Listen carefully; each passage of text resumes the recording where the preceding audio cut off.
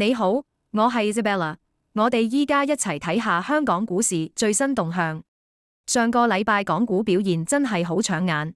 恒指升咗5.6%，收24,231點，科技指數更加爆升8.4%，破6000點關口，國企指數都跟住升近6%，全靠兩會期間內地出咗好多利好消息，例如總理李強話今年經濟增長目標有5%。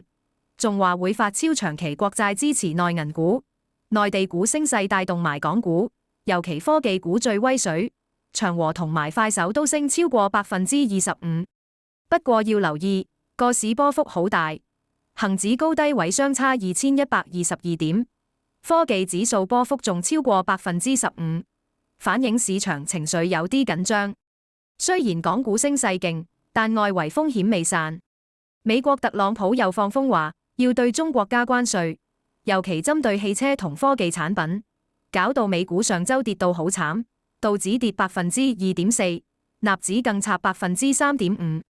呢啲消息對港股短期有壓力，尤其係出口同科技板塊。不過好在南下資金繼續流入，恒指成分股上周吸咗209億港元，比前周多3.5億，長和、小米同比亞迪都係資金寵兒。暫時嚟講，港股大方向仲係大漲小回，但技術超買要小心回調。